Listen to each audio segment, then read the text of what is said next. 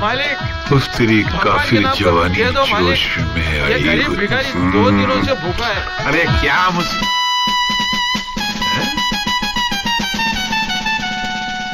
पैसा डालिए मालिक।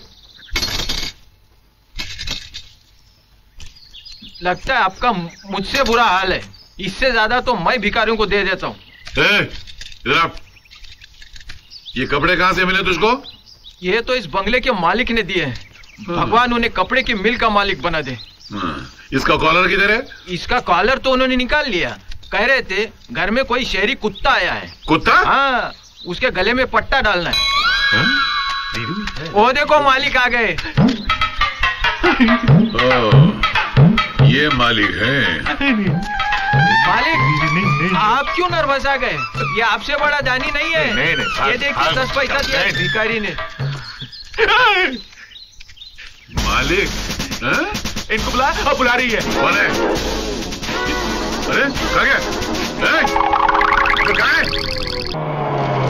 आपके लिए चीनी कितनी डालूं? थोड़ी सी शक्कर डालना, ज्यादा नहीं। अरे मम्मी डैडी आ गए। Hi mom, hi dad. यहाँ सब कैसे? अच्छी हूँ मम्मी। बहुत सुंदर है। क्या सुंदर है? नहीं, ये गांव बहुत सुंदर है। यहाँ के लोग बहुत सुंदर हैं। चलिए ना अंकल। हीरा जी, सामान लेकर आओ। जी अच्छा। चलिए आइए। बहुत अच्छी जगह है ना? जी बेटी, तुम उन्हें सामान उठाने को क्यों कह रही हो? उन्हें? हाँ। ये तो नौकर है यहाँ का। नौकर? हाँ। उनकी शक्ल तो ठाकुर साहब से मिलती है। बेटे, तुम ठाकुर भानु प्रताप के बेटे हो ना? जी।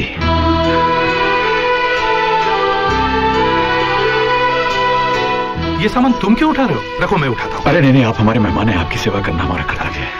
बेटा, ये तो तुम्हारा बड़प्पन है, मगर मुझे अच्छा नहीं लगता तुम ये सामान उठाओ। लाओ, तुम घर में जाओ और कल के फंक्शन की तैयारी करो। फंक्शन? हाँ, कल तुम्हारी बहन से मेरे बेटे की मंगनी हो रही है। क्यों, तुम्हें पता नहीं?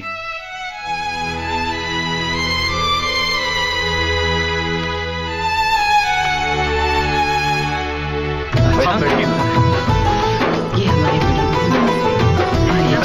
जी।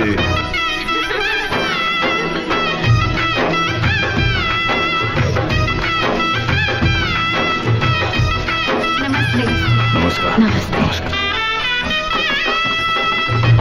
जीते जीते।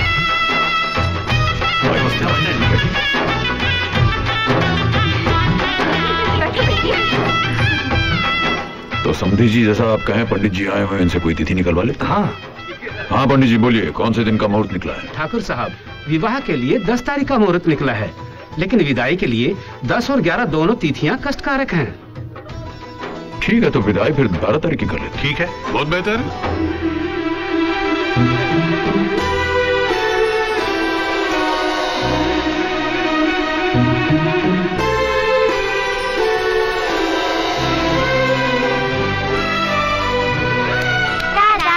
I love you दादाजी। अली अटो सुनो, हीरा जी कहाँ है? पता नहीं, छोटे काका दादाजी के सामने नहीं आते। क्यों? हाँ? दादाजी को छोटे काका पसंद नहीं।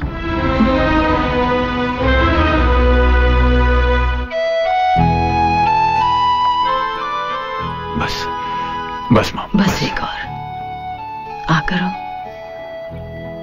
तुम्हारे बाबूजी ने अचानक तुम्हारी बहन की मंगनी तय की है। मुझे पता नहीं था बेटे कि तुम्हें मालूम नहीं। मालूम होता भी तो क्या कर लेता माँ। इतना तो मैं जानता ही हूं कि इस घर में मेरी हैसियत एक नौकर की है, और नौकरों को हर एक बात थोड़ी ना बताई जाती। माँ, अगर पुनर्जन्म होता है तो मैं फिर से तुम्हारा और बाबूजी का बेटा बनना चाहूंगा। जो इस जन्म में नहीं मिला, शायद उस जन्म में मिल जाए।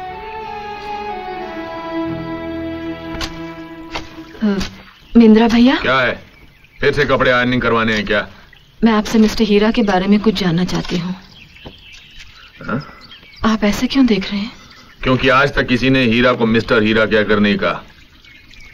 क्या जानना चाहती हैं आप? ठाकुर साहब यहाँ के सबसे बड़े आदमी हैं। उनका एक लड़का डॉक्टर है, दूसरा इंजीनियर। फिर मिस्टर हीरा ऐसे क्यों हैं? उनके साथ नौकरों जैसा सलूक क्यों होता है?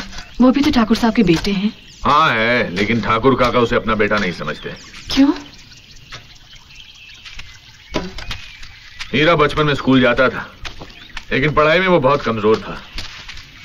इम्तिहान में उसे हमेशा 0 नंबर मिलते थे। 0 नंबर पाकर वो घर जाएगा और फिर पिताजी की मार खानी पड़ेगी, इसलिए वो 0 का 100 बना देता था। लेकिन मार तो उसे तब भी पड़ती थी। वो क्यों? क्योंकि 100 में कितने 0 लगते हैं ये भी उसे मालूम नहीं था। वो कभी 4 0 लगाता था और कभी 5 0। हीरा को पढ़ाई में जरा भी दिलचस्पी नहीं थी। वो तो सिर्फ गौरी के लिए स्कूल जाता था। गौरी? गौरी कौन? ठाकुर काका के दोस्त की बेटी। गौरी के माँ बाप बचपन में एक कार एक्सीडेंट में चल बसे थे। ठाकुर काका गौरी को अपने साथ घर ले आए और गौरी और हीरा दोनों साथ स्कूल जाने लगे। हीरा गौरी को पसंद करने लगा। गौरी पढ़ना चाहती थी, लेकिन हीरा हमेशा उसे खेलकूद में उलझाए रखता था। गौरी पढ़ नहीं पाती थी। एक दिन जब दोनों स्कूल गए। Stand up. होमवर्क क्यों नहीं किया तुमने? बोलो, हाथ आगे बढ़ाओ।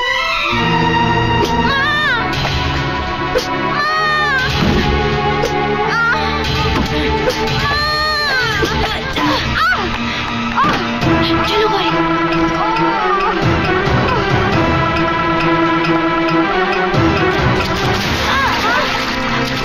हीरा उठो उठो। किताबों के साथ हीरा की पढ़ाई लिखाई भी पानी में बह गई। जिस स्कूल में गौरी ने मार खाई थी, उस स्कूल से हीरा को नफरत हो गई। उस दिन से उसने स्कूल की तरफ पलटकर भी नहीं देखा। हीरा के साथ रहकर गौरी की पढ़ाई खराब हो जाएगी, ये सोचकर ठाकुर काका ने गौरी को पढ़ने के लिए शहर के हॉस्टल में भेज दिया। हीरा और गौरी अलग हो गए, अलग अलग बड़े हुए। हीरा हमेशा उदास रहता था, मगर एक खुशी थी। गौरी हर शनिवार शहर से आती थी। शनिवार और इतवार ये 2 दिन हीरा के दिल को खुशियों से भर देती।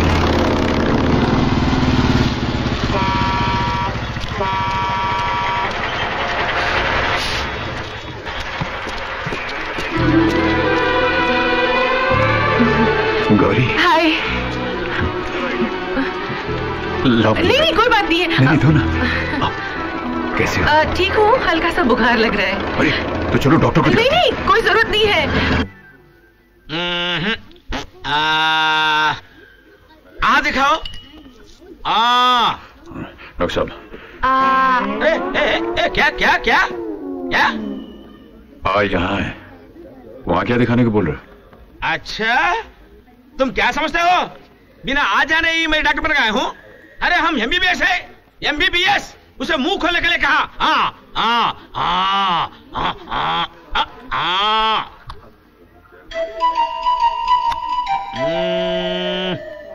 हल्का सा बुखार है, मैं इंजेक्शन दे देता हूँ। अरे नहीं डॉक्टर साहब, देखिए इंजेक्शन मत दीजिएगा, गोलियां दे दीजिए। इंजेक्शन देने से बहुत दर्द होगा। अरे छोटा सा इंजेक्शन है, दर्द नहीं होगा। आजकल बच्चे ले लेते हैं। सब प्लीज मेरी बात सुनिए। देखिए इंजेक्शन मत दीजिए, इससे बहुत दर्द होगा। Okay, you give injection, you give tablets, you give medicine. I go. Doctor साहब, ये डॉक्टर मैं हूँ या तुम? नहीं डॉक्टर साहब तो आप ही हैं, लेकिन ऐसा करते हैं आप मुझे इंजेक्शन दे दीजिए, मैं देखता हूँ मुझे दर्द होता है। ऐसा करिए मैडम, आज तुम तो गेट आउट। हीरा बाहर जाओ। अरे गौरी तुम्हें प्लीज बाहर जाओ। चलो जाओ ऐसे, जाओ जाओ। हाँ जा रहे। गोली देना, गोली। देखा, इंजेक्शन दे दिया उसे। हल्का सा बुखार है, इंजेक्शन दे दिया उसे। अरे कितना दर्द हो रहा होगा। ठीक हो जाएगा, जाओ। देखो दर्द हो रहा है ना। तुम गाड़ी में बैठो, मैं भी आता हूँ। तुम कहाँ जा रहे हो? पूछने जा रहा हूँ, फिर कब आना है?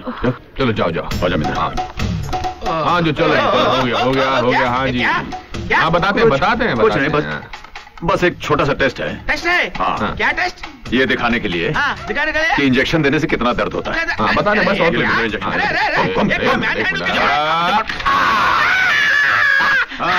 अब पता चला दर्द क्या होता है। हर बात पे इंजेक्शन देने के लिए तैयार हो जाता है। डॉक्टर 8 नंबर के पेशेंट को इंजेक्शन दे दो। No injection, only tablets. हाथ में मिला रहा है हमारी इज्जत को। ये गांव वालों के साथ नौटंकी में हुड़दंग मचाई, शहर जाकर के डॉक्टर के साथ बदतमीजी की, कितना फर्क है इसमें और इन दोनों में? एक बात कहूं, इसकी शादी करवा दीजिए, जिम्मेदारी आएगी तो सुधर जाएगा। इस निकम्मे के साथ कौन लड़की ब्याह करेगी? आपको लड़की ढूंढने की जरूरत नहीं, लड़की घर में ही है। हाँ, गौरी। पागल हो गई हो? हमने गौरी को पाला है, इसका यह मतलब नहीं कि उसकी जिंदगी बर्बाद कर दें। गौरी हीरा से प्यार करती है। हाँ बाबूजी, हीरा भैया गौरी को बहुत पसंद करते हैं।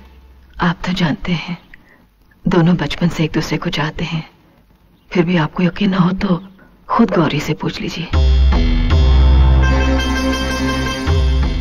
हमें गौरी से पूछने की कोई जरूरत नहीं है। हम जानते हैं कि वो हमारे फैसले को इनकार नहीं करेगी।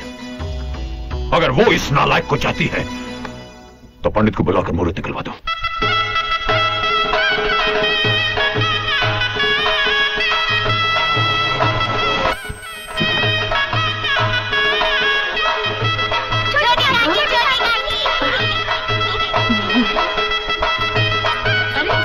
देखो गौरी आ गई। आओ आओ गौरी, आओ ना। दीदी, ये सब क्या हो रहा है? ये तुम्हारी शादी की तैयारी हो रही है। मेरी शादी? हाँ, बाबूजी ने तुम्हारी शादी हीरा के साथ तय कर दी है। हीरा ने मन्नत मांगी थी कि अगर गौरी के साथ उसकी शादी तय हो जाए तो वो हर मंदिर की चौखट पर माथा टेकेगा और हर मूर्ति के चरणों में नारियल चढ़ाएगा। एक दिन हम नारियल के चढ़ावे के लिए मंदिर जा रहे थे तो देखा एक लड़की पानी में कूद गई। हीरा उस लड़की को बचाने के लिए पानी में कूदा, उस लड़की को बाहर निकाला। वो लड़की कोई और नहीं, गौरी थी।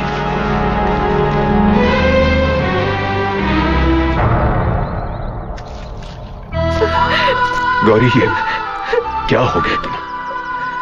क्यों अपनी जान लेना चाहती हो? अब तो हमारी शादी भी तय हो गई थी। इसीलिए मरना चाहती हूँ ताकि तुम्हारे साथ शादी करने से बच सकूं। फांसी की सजा पाने वाले से भी उसकी आखिरी इच्छा पूछी जाती है, मगर तुम्हारे पिताजी ने ना तो मेरी पहली इच्छा पूछी ना आखिरी। क्यों? उन्होंने मुझे पाल पोस कर बड़ा किया, तो क्या वो जो भी फैसला करेंगे मान लूं? क्या मेल है तुम्हारा मेरा? मैं पढ़ी लिखी, तुम अनपढ़ गंवार। कोई पहचान, कोई आइडेंटिटी है तुम्हारी? अपने ही घर में एक नौकर की तरह रहते हो तुम। नए जमाने में पैदा होकर पुराने जमाने की जिंदगी जी रहे हो तुम। क्या कहूंगी मैं अपने पढ़े लिखे दोस्तों से कि जिससे मैंने शादी की है उससे जिंदगी की हिस्ट्री ज्योग्राफी नहीं मानो। जैसा पैदा हुआ था वैसा ही है, सिर्फ कद बड़ा हो गया है और कपड़े पहनने लगा है। तो मतलब तुम्हें हीरा से प्यार नहीं है गौरी? प्यार तो इंसान जानवरों से भी करता है, तो क्या वो उनसे शादी कर ले? मुझे पता होता कि तुम्हारे पिताजी अपने एहसान के बदले में मेरी शादी तुमसे कराएंगे तो मैं अपने मम्मी पापा के मरने के बाद तुम्हारे घर में नहीं रहती, किसी अनाथ आश्रम में चली जाती। बस अब और कुछ कहने की जरूरत नहीं। पिताजी को शायद तुम पर भरोसा था कि तुम उनकी बात नहीं टालोगी, इसीलिए उन्होंने तुम्हारी इच्छा नहीं पूछी। अच्छा हुआ ये बात तुमने मुझसे कह दी। पिताजी से कहती तो उनको दुख होता, सारी जिंदगी पछताते कि तुम्हारी मर्जी जाने बगैर उन्होंने फैसला कैसे दे दिया।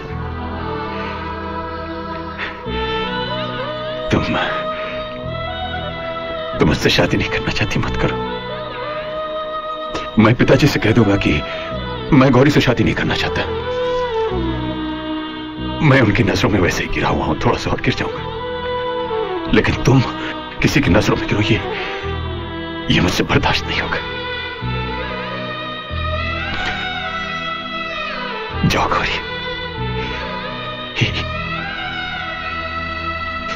हीरा तुम्हारे रास्ते से हट गया।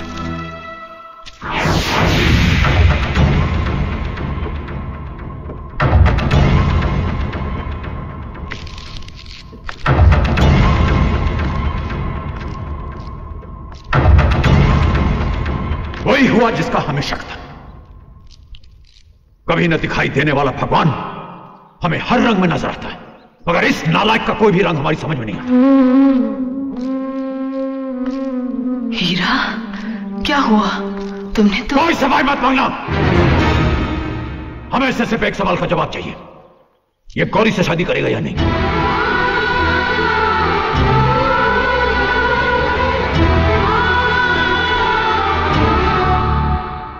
नहीं।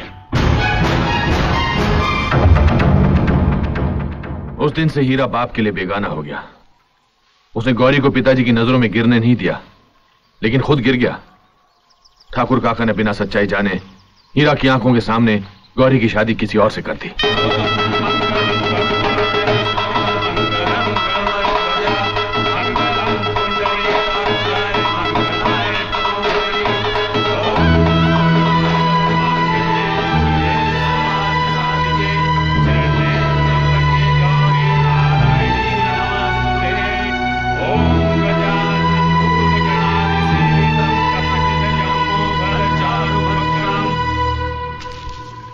हीरा ने प्यार का दिया तो जलाया था, मगर बेचारे के हाथों में सिर्फ अंधेरा ही आया।